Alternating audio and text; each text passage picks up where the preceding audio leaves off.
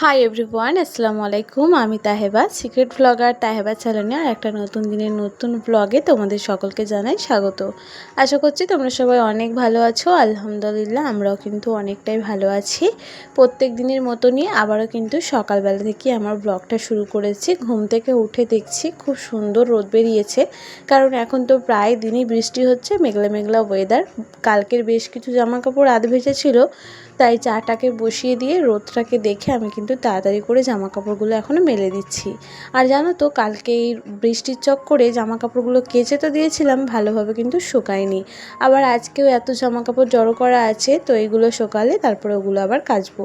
জামা কাপড়গুলো মেলে দিয়েছি, চাটাও এদিকে হয়ে গেছে। তো চলো চাটাকে তাড়াতাড়ি করে খেয়ে নিই। খেয়ে নিয়ে কিন্তু আমি কাঠের চুলোটাকে ধরিয়ে দিয়েছি। এখন কিন্তু ভাতটাও আমি বসিয়ে দিচ্ছি কাঠের চুলোয়। ছেলের স্কুল আছে, তাড়াতাড়ি তো রান্নাবান্না করতেই হবে, কারণ ছেলে দুটো ভাত খাইয়ে তারপরে একটু স্কুলে পাঠায়। ভাতটাকে বসিয়ে দিয়ে আজকে ছেলের স্কুলের টিফিনে কী দেবো সেটাই ভাবনা চিন্তা করছিলাম, কারণ প্রত্যেক দিন জানো তো নানা রকমের কিছু না কিছু একটা ওকে বানিয়ে দিতেই হয়। আর স্কুল একদমই নিরামিষ খাবার দাবার নিয়ে যেতে বলেছে, তো তার জন্য কোনো রকম ডিম পেঁয়াজ এসব তো চলেই না।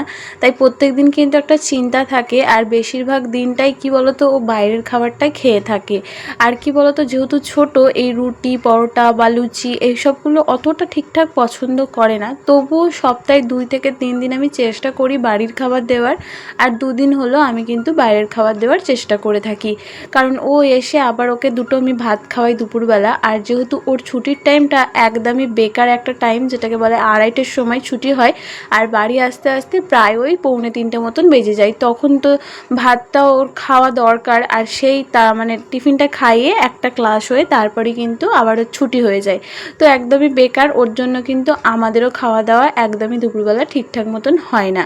তাই ওই বাড়ির খাবার আজকে বলতে ওই রুটি আলু ভাজা দিয়েছি, তার সাথে একটা নাশপাতি কেটে দিয়েছি। ওদিকে টিফিনটা প্যাক করে ভাবছি মানে তরকারিটাও রান্নাটা করে নেব, তারপরে বাবুকে স্কুলে রাখতে যাব। আর আজকে রান্নার মধ্যে সেরকম কিছুই ছিল না, ছিল ভেন্ডি। তাই ভেন্ডিটাকে আলু দিয়ে চচ্চড়ি করে নিচ্ছি একটুখানি, আর ওদিকে কিন্তু একটুখানি ডালও বসিয়ে দিয়েছি। আর তার সাথে কালকে রাত্রিবেলার একটু মুরগির মাংস রান্না আছে, সেটা কি ভাবলাম রাত্রিবেলা মানে দুপুরবেলাটা হয়ে যাবে। তারপরে স্কুলে চলে গেছিলাম। স্কুল থেকে এসে আমার বেশ কিছু জামা কাপড় জড়ো করা ছিল, বলেইছিলাম আগে, সেগুলোকেই মেশিনে দিয়ে দিয়েছি। কারণ হাজব্যান্ডের জিন্সের প্যান্ট আছে, বিছানার চাদরটা তুলেছি সেটাও আছে, তো ওগুলো কাচতে না আমার ভীষণ কষ্ট হয়। তাই অনেক যখন জামা কাপড় হয়ে যায় জড়ো, তখনই কিন্তু আমি মেশিনে জামা কাপড়গুলো কেচে নিই। তারপরে এদিকে বেডশিটটাও আমি চেঞ্জ করে নিয়েছি, আর আজকে বালিশগুলো না একটু রোদে দিয়েছি স্কুল থেকে এসে। স্কুল থেকে এসেই দিয়েছি, কারণ বলো তো স্কুলে চলে গেলে যদি বৃষ্টি চলে আসে তখন তো জামা কাপড়গুলো বা বালিশগুলো কেউ তুলতে পারবে না। তো তার জন্য স্কুল থেকে এসেই বালিশগুলো রোদে দিয়ে দিয়েছি। আর যা সকালবেলা জামা কাপড়গুলো রোদে দিয়ে দিয়েছিলাম সেগুলো কিন্তু শুকিয়ে গেছে, সেগুলোকেও ভাঁজ করে আমি এখন গুছিয়ে নিচ্ছি। চলো, জামা কাপড়গুলো গোছানো হয়ে গেছে, সেগুলোকেও ঠিকঠাক করে দিয়েছি, বিছানাপত্রগুলো গুছিয়ে নিয়েছি, বালিশ কভারগুলো চেঞ্জ করে নিয়েছি, আর ওর থেকে বালিশগুলো কিন্তু তুলে নিয়েছি। এদিকে জামা কাপড়গুলো কাচা হয়ে গেছে, সেগুলোকে হালকা একটু ড্রাই করে নিয়েছি আমি মেশিনে, তারপরে এখন রোদের মধ্যে মেলে দিচ্ছি ছাদে। কারণ কি বলতো, খুব যদি বৃষ্টি চলে আসে হঠাৎ, জামা কাপড়গুলো ভিজেই পড়ে থাকবে। তাই যতক্ষণ রোদটা আছে হালকা একটু জামা কাপড়গুলো শুকিয়ে নিয়েছি, আর এগুলোকে কিন্তু এখন মেলে দিয়েছি, শুকিয়ে যাবে খুব তাড়াতাড়ি। তো চলো ঘরদোরগুলো এখন মুছে নিচ্ছি। রান্নাবান্না তো প্রায় হয়ে গেছে, সংসারের সমস্ত কাজই প্রায় হয়ে এসেছে আমার। মা স্কুল থেকে এসে থালা বাসনগুলো কিন্তু আমার দুপুরবেলায় যা যা জমা হয়েছিল সেগুলো মেজে দিয়েছে।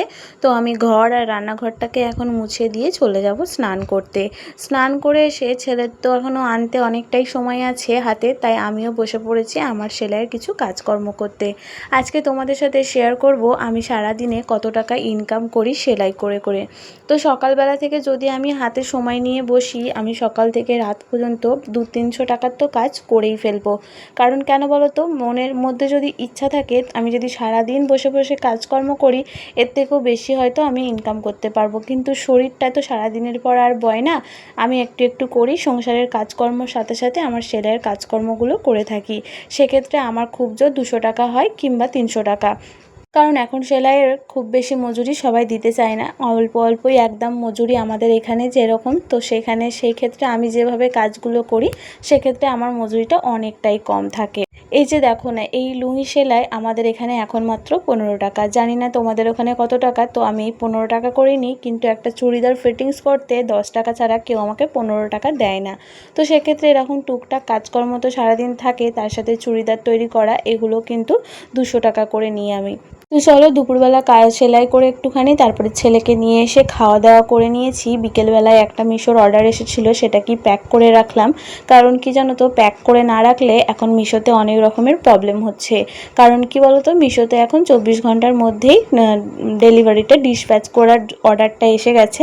তো সেটাকে আমি যখনই অর্ডার আসছে এখন তখনই কিন্তু আমি এটাকে প্যাক করে রেখে দিচ্ছি। তো চলো, এই সুন্দর বেডশিটটা অর্ডার এসেছে, সেটা কি প্যাক করে রেখে দিয়েছি। যত দিন যাচ্ছে মিশোতে বলো ইউটিউবে বলো নানা রকমের ফিচার্স কিন্তু চলে আসছে। সেক্ষেত্রে আমাদের মতন ছোট ছোট মানে যারা ব্যবসা করি মিশোতে, বা ছোট ছোট যারা কন্টেন্ট ক্রিয়েটার, তাদের ক্ষেত্রে কিন্তু ইউটিউব মিশোতে ভীষণ প্রবলেম তো হচ্ছে, তার সাথে নানা রকমের কিন্তু বিপদের সম্মুখীনও হতে হচ্ছে আমাদের সকলকে। তো চলো, প্যাকটা তো করে রেখে দিয়েছি। তারপরে সন্ধেবেলায় মা দেখছি এখানে পিঠে করছিল, তো মা পিঠের মুখগুলো মুড়ে দিচ্ছিল আর আমি এদিকে কিন্তু ভাজছিলাম।